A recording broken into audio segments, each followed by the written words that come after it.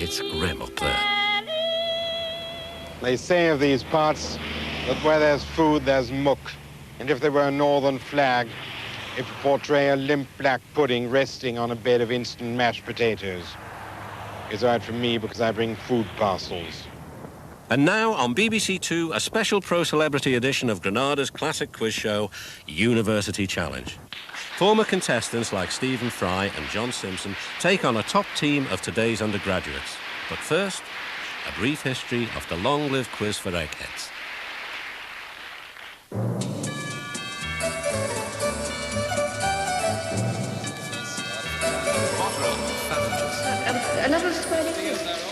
On September the 21st, 1962, University Challenge started for 10, but ran for 25 years, becoming Britain's longest-running and most arcane game show. University Challenge Tournament, asking the questions, Bamber Gascoigne. University Challenge, asking the questions, Bamber Gascoigne. University Challenge, asking the questions, Bamber Gascoigne. University Challenge was an unexpected hit, attracting at its peak 20 million viewers a week. That's 1.5 times Granada's current top-rated game show, The Krypton Factor. What word meaning literally nodding is used for the oscillation of the poles about their mean position caused by a periodic variation in the precession of the Earth's axis?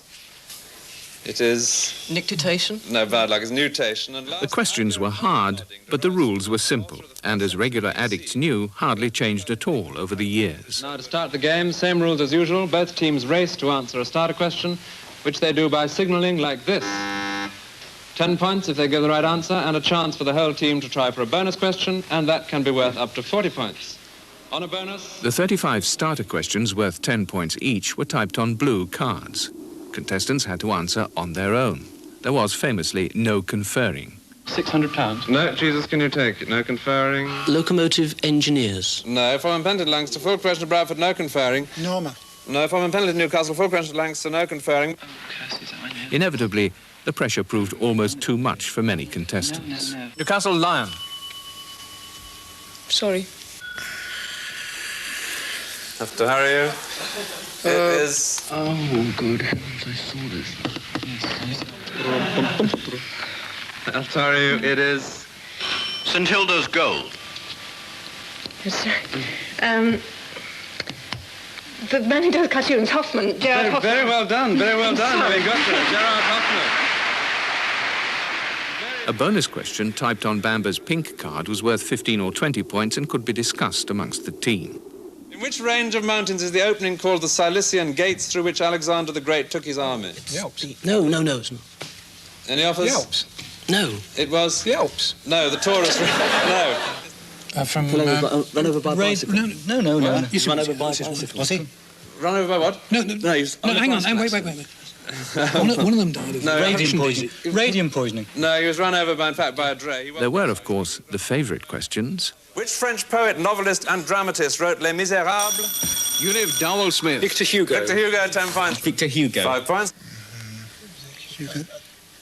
Any offers? Hugo. No, Chateaubriand. Camus. Camus, 5 points. Camus, 5 points. Voltaire. Voltaire, 5 points. Émile Zola. Émile Zola, 10 points. John le Carré. John le Carré, 10 points. Henry James. 5 points. Wordsworth. No, Thomas Hardy. Saul Bellow. Saul Bellow. Kafka. Siegfried Solzhenitsyn. Solzhenitsyn. Alan Bennett. Correct, a private function, 10 points to keyboard. For some, exposure on the programme brought instant acclaim. For others, the taste of fame proved addictive. And you say it's all right, it's a cabbie. The real problem, which is some poor benighted minister sitting at a desk as I have done. There's the one. I can't even give you the answer with the score. Having sweated it out over 3 rounds, winning teams battled their way through quarter-finals, semi-finals and final for the coveted University Challenge prizes. There was a wide range over the years.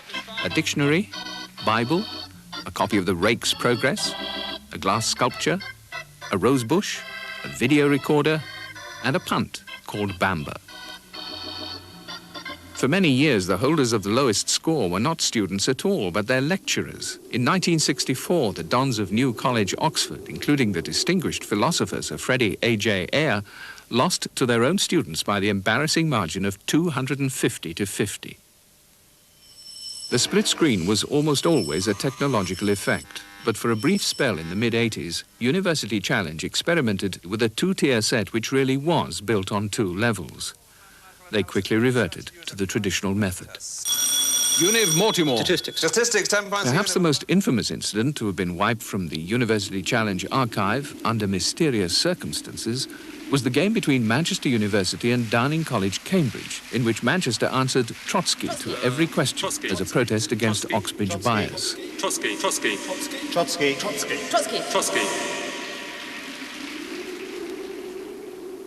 Was there bias? In 23 series, teams from Oxford and Cambridge chalked up 13 victories, while the rest of the entire British university system could muster only 10. It was a trend which didn't go unnoticed. Hello and welcome to another edition of University Challenge. This week, the teams represent Footlights College, Oxbridge. Yes, that's the spirit. The students, the sets, the mascots came and went, but at the heart of the show was the omniscient and apparently ageless host, Bamber Gascoigne. And here is your first starter for 10. Your first starter for 10. Starter for 10. Starter for 10. Starter for 10. First starter for 10. Starter for 10. Starter for 10.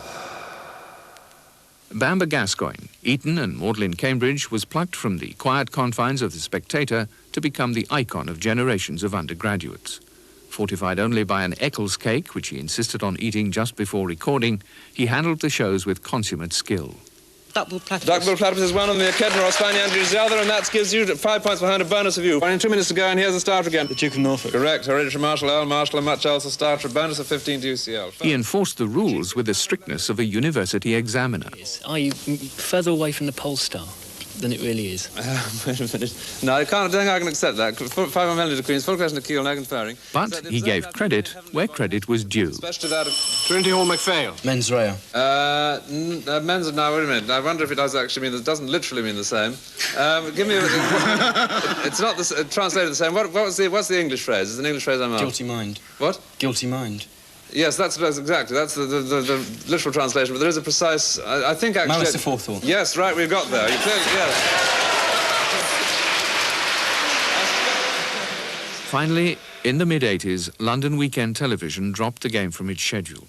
Shortly after, the rest of the ITV network followed suit, and Bamber Gascoigne asked his last starter for 10. Therefore, it is goodbye now from our new champions, Keeble.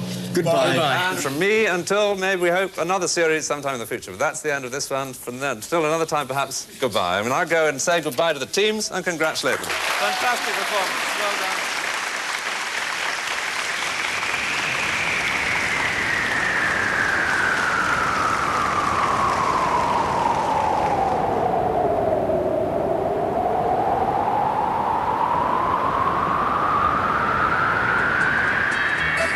University Challenge Pro Celebrity Match. Asking the questions, Bamber Gascoigne.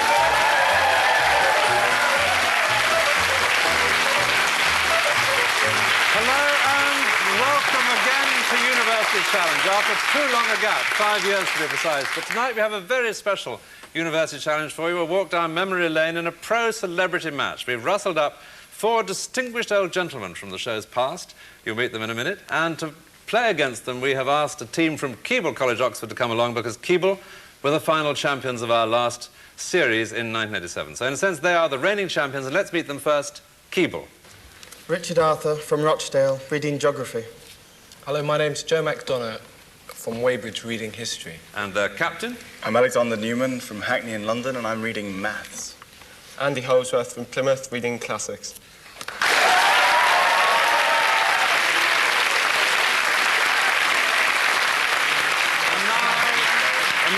The graduates. Alistair Little, who remained Elizabeth David and gave up archaeology for the kitchen stove. Well, as he says, Alistair was head chef at the restaurant 192 until 1985 and now has his own restaurant in Soho, Alistair Little's. And he read archaeology and anthropology at Downing College and appeared in 1970.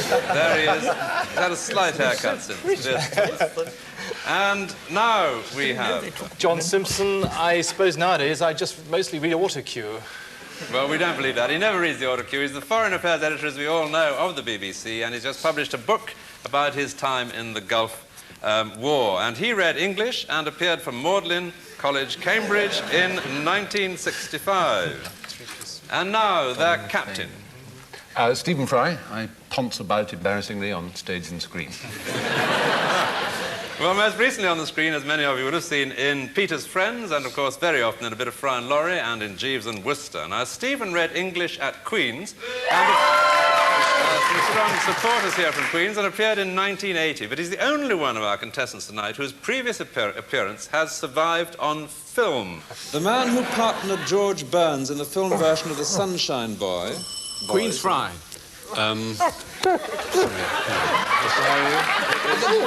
I've never done the Matthau. What? Walter Matthau. I thought I just managed to give you 5 points.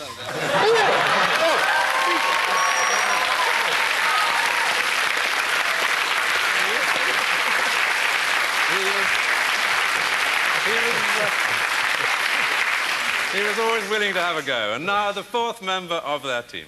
Charles Moore, now working in journalism. And Charles Moore was editor of The Spectator for much of the 1980s, then moved to be deputy editor of the Daily Telegraph, and this year became editor of the Sunday Telegraph. He read history at Trinity, and he appeared in 1978. And there he is in his pristine early self. All right, so we've met our oldies and our youngies, and we're ready to go. Now, the rules, one explains this time in a quiz game. But in fact, who can remember the rules? All we can remember is starter for 10, the phrase that survived. We'll busk it from there on. So here, all 8 of you, fingers on the buzzer, is your first starter for 10. And it's a Christmas starter for a start.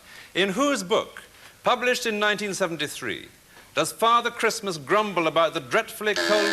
Keble Newman. Raymond Briggs. Raymond Briggs, correct, Father Christmas.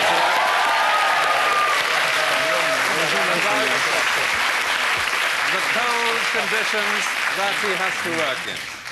All right, now who said in 1750, and to whom? You'll need both parts.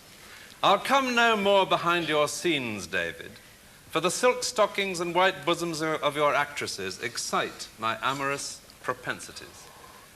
Right, who said that, and to which David? 1750. It was Dr. Johnson to David Garrick. And secondly, which children's author created the 9-year-old red-headed orphan Pippi Longstocking, who has superhuman strength but is chronically untidy?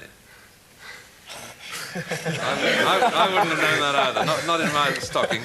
Astrid Lindgren it was. And last, which American wrote a group of novels called Leatherstocking Tales from the deerskin leggings of their hero, Natty Bumppo? It was...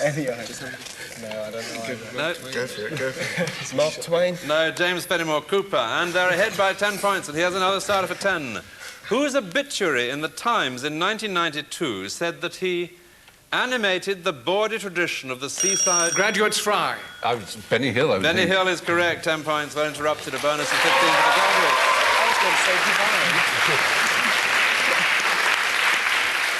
And here's your bonus of 15. First, what was the final track on Paul McCartney's 1982 Tug of War album?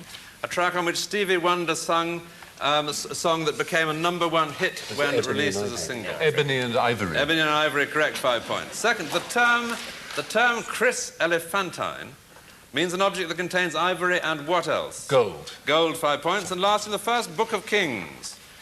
In an account of Solomon's wealth, it says, once in 3 years came the navy of Tarshish bringing gold and silver, ivory, and what 2 other commodities? Apes and peacocks. Apes and peacocks. Apes and peacocks is correct. 5 points there. The full 15 there to the oldies, the graduates. And here...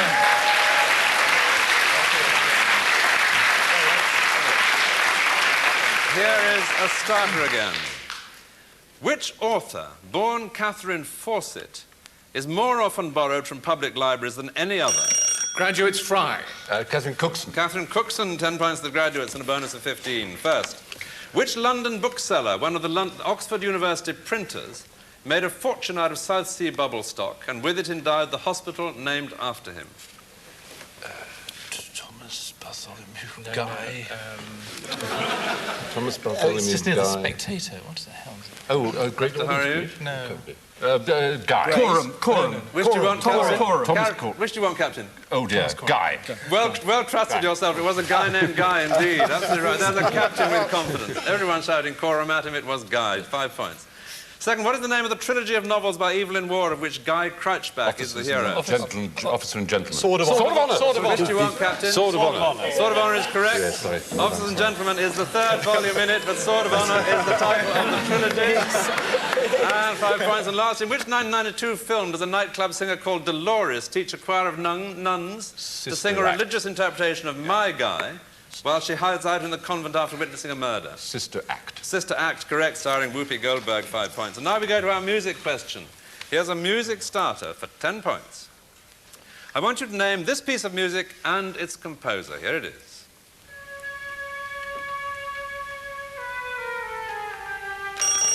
Graduate Simpson. Debussy. Yes, the piece of music? L'après-midi d'une faune. Correct, Prélude à l'après-midi d'un faune by Debussy, 10 points to the graduates. And there's no holding them at the moment, but here is a music bonus for 15 points. 3 pieces of music with a time of day in the title. 5 points each just for the time of day. And here's the first.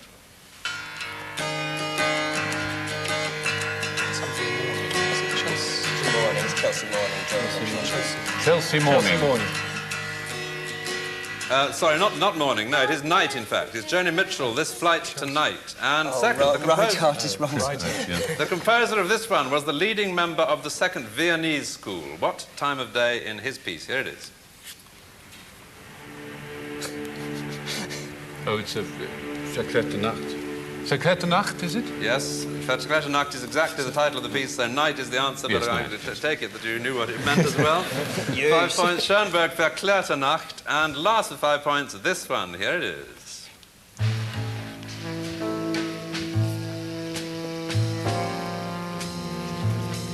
Round Midnight? Is it Round Midnight? Is it Thelonious Monk's Round Midnight? No, it's not. I'm going to be strict with you as you're in the lead. It is, in fact, night again, but it is Miles Davis, Nuit sur les Champs-Élysées, Night on the Champs-Élysées. But I'm going to be strict with you. I should really have insisted that you know the piece as well as you're so far ahead, but it's well attempted. All right, and now we go back to ordinary starters and bonuses. A bonus of 15 coming. Here's a starter again. I want to know, oh God, lost it, here it is. What championship did Lennox Lewis win this month? Graduates Little. WBC. WBC, what weight? Heavyweight. WBC heavyweight, correct. Actually, I must be strict with this. The question does go on to say, and how. So, by default. By default, correct, because Riddick Bowe failed to arrange to meet him. 10 points to the graduates, a bonus of 15. First, which Englishman is the central character of The Prisoner of Zenda? His name is Rudolf Rassendyll. Rudolf Rassendyll, 5 points. Second, in which field did the Hungarian Rudolf von Laban make his name early this century? L-A-B-A-N. Oh, he was a designer, dresses. No, he was in the dance field, and he made a system, Labanotation, of noting down the steps of choreography. And last, what would you be doing if you performed a Rudolph, a Randolph, a Fliffus, and a Barani out? Takeaway curry? It sounds like it. What was that for the Sunday Telegraph? Alice, I thought it was taking away curry. Taking away curry, that's a very good idea. A Barani out. It's some kind of, that sort of programme you would have... Some kind of skiing. No, it's trampolining, you get the idea. But I must say, I like different sorts of takeaway curry, Barani out. That was a very good idea. We're halfway through the show.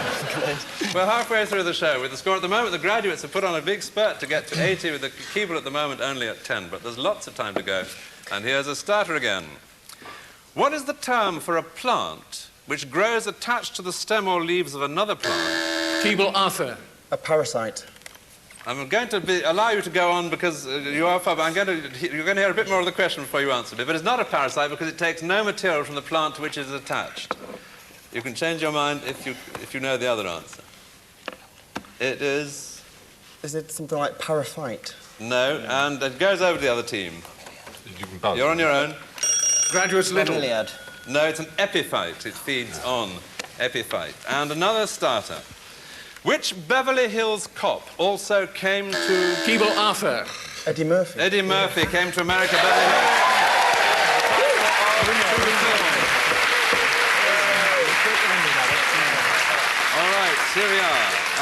bonus again for the Keble undergraduates. Who or what was Sir Geoffrey Hudson at the court of Henrietta Maria? He was a particular sort of entertainer. What sort? Jester. Jester? He was a jester, but a very particular sort of jester. He certainly did some jesting, but what differentiated from other jesters? Have to hurry you? Jester. Juggler. No, he was a dwarf. Second, who or what is Angus Hudson? Any answers? Have to hurry you. He's an actor. No, he's a character, I'm afraid. He is the butler in Upstairs, Downstairs. And last, who or what is Mrs. Hudson, who seems to have entered this world in a story in 1887? The cleaner for Sherlock Holmes. The cleaner for Sherlock Holmes is correct, 5 points.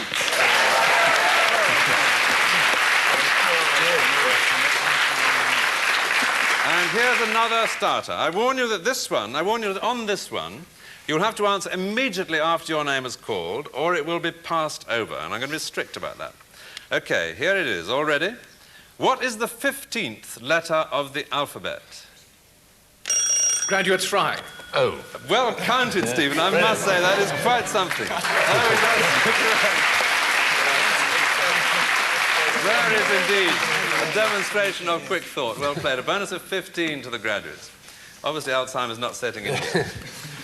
What art form did the German philosopher von Schelling call music in space, as it were frozen music, and Ruskin called the work of nations? Architecture. 5 points. Second, which English building recently completed at the time did Hazlitt describe as a collection of stone pumpkins and pepper boxes? It seems as if the genius of architecture had at once the dropsy and the megrims. Brighton Pavilion. Brighton Pavilion, correct, 5 points. And last, which famous modern building did Clive James describe as looking like a typewriter full of oyster shells? Sydney Opera House. Sydney Opera House is correct, 5 points. Well done. They're over 100, 105, and here's the starter again. And this one is alphabet. Again, groans all round, but Stephen may not necessarily get this one because he can take plenty of time on this, so his speed of thought won't necessarily help him. Already, think very hard. If A is for artichoke, and B is for because, and C is for careful, and D is for do, what might E be for?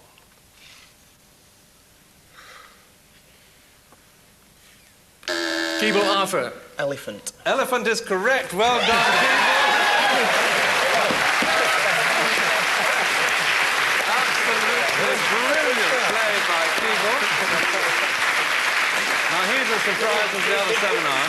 The answer is they're a completely random selection of words. The only link was they all began with the letter I said, and elephant begins with E. Any word beginning with E would have done me. Well done, Keble.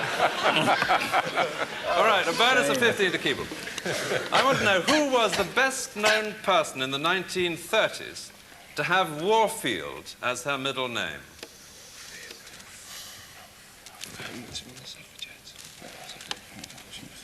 It was Mrs. Simpson, who became the Duchess of Windsor, married the King. Second, whom did we bury darkly at dead of night, the sods with our bayonets turning? First World War dead. No, it was Sir John Moore in the burial of Sir John Moore at Corunna by Charles Wolfe. Now, you've had Moore and Simpson, so look over to the other side. 50-50 chance on this one. What was the married name, the married surname of the philanthropist Elizabeth Gurney, who was born in 1780? Fry. Fry is correct. Not Little. She wasn't Elizabeth Little, she was Elizabeth Fry. 5 points there to Keble. All right, our picture question. Here's a picture starter. You'll have to get all parts of this starter correct, or it will still be passed over, so take care. Here are 3 bridges, all of them with the same name. I want to know what's the name and where is each of the 3 bridges located, the 3 places. Graduates Fry.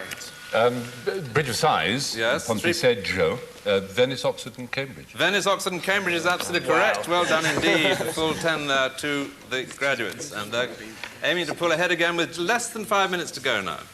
And here we go. First, what colloquial term is used for a small, supposedly unreliable business, particularly in recent times in the airline ticket field?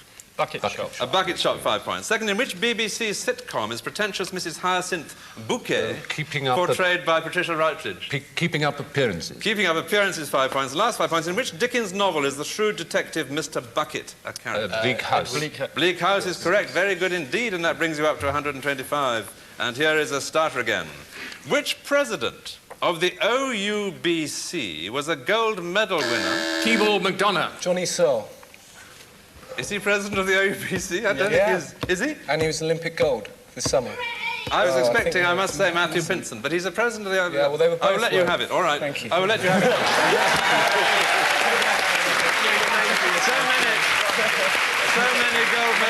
So many gold medal winners in rowing from Oxford. Matthew Pinson and Steve Redgrave won the Coxley's pairs, and the Searle brothers won the Cox pairs. I frankly didn't know who was president of the OUBC, but I will believe you. 10 points to Keeble, and here is a bonus of 15. What term denotes the box-like device used in baccarat to hold several packs of cards and allow the cards to be dispensed simply? Shoe. A shoe, 5. Oh, they're good at that one. They really come alive with that one. Secondly, who reportedly said in the early 18th century, which woman reportedly said in the early 18th century, the Duke returned from the wars today and did pleasure me in his top boots? The wife of a famous gentleman of the early 18th century. Mr. Harry? Mrs. Wellington. I said early 18th century, not 19th. The Duchess of Marlborough. And last 5 points. Who wrote the early 17th century play, The Shoemaker's Holiday? Hans Christian Andersen. No, Thomas Dekker. And we've got less than 3 minutes to go, and here is a starter again. With which pop group was Morrissey? Keeble Arthur. The Smiths. You better just beat the oldest to that. I can see that Stephen has been having his headphones on in the tube recently, but he was a bit slow on that. And a bonus of 15 here to Keeble. First of all, wait a minute, here we are. Which bird has varieties known as hammercock, whale-headed, marabou, and adjutant? Tit. No, the stork. Second, the stork was the mascot of which make of luxury Spanish motor car, whose models included the Alfonso, the Barcelona, and the Boulogne? Spanish is actually in its name as a motor car. It is Hispano-Suiza. And finally, which French-based luxury car manufacturer, bought by Hispano-Suiza in 1963, built the Royale Type 41, the largest private car ever made, of which only 6 were ever built? Bugatti. Bugatti, 5 points, correct. And that brings them up to 70. I've got less than 2 minutes to go, and here's the starter again. Who framed Roger Rabbit? Graduates Moore. I've read out the answer. I'm going to take it so flustered. You all did brilliantly to interrupt. I read out the answer. Here we go again. Give me both the football clubs meeting in a recent match, which either had or had Kenny Dalglish as... Graduates Fry. Blackburn and Liverpool. Blackburn Rovers and Liverpool, correct. Meeting at Anfield recently had both at one time had Kenny as manager. Blackburn Rovers now 10 points to Fry. A bonus to the graduates, a bonus of 15. Max Beerbohm said, I was a modest, good-humoured boy. What place did he say had made him insufferable? Oxford. Quite right, 5 points. Second. Less than a minute to go. Second. What sort of boy is Master Jonathan Buttle in the art world? Master Jonathan Buttle. In the art world? I have no idea. He is... No idea. The Blue Boy. The Blue Boy, correct. Just in time by Gainsborough, 5 points. And last, which boy in Pickwick Papers says, I want to make the fat boy, your flesh creep. Very little time, and here's a starter again for 10. About whom were the following statements made in 1991? By Douglas Hurd, he had a tremendous appetite for foreign affairs, as well as real flair for business. By John Smith, he built a great... Graduates Little. Oh, no, sorry. It was... 5-point penalty to the graduates, and question goes on to Keeble. He built a great business empire almost single-handed. And there's the gong. It was Robert Maxwell. And there's the gong with the score at the graduates. Very good score at 155, and Keeble 70. So well played, the graduates. Applause for them. Give them a hand.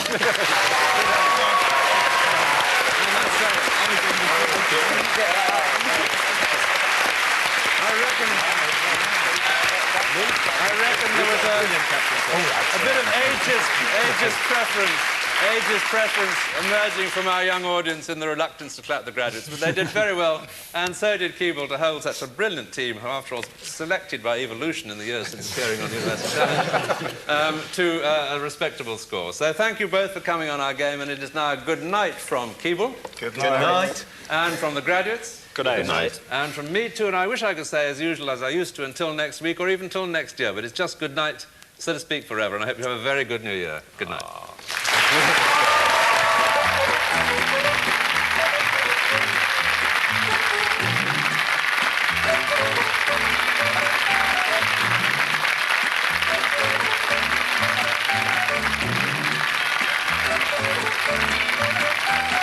Coming up on BBC Two's tribute to Granada, Roll on 4 o'clock, a drama by Colin Welland.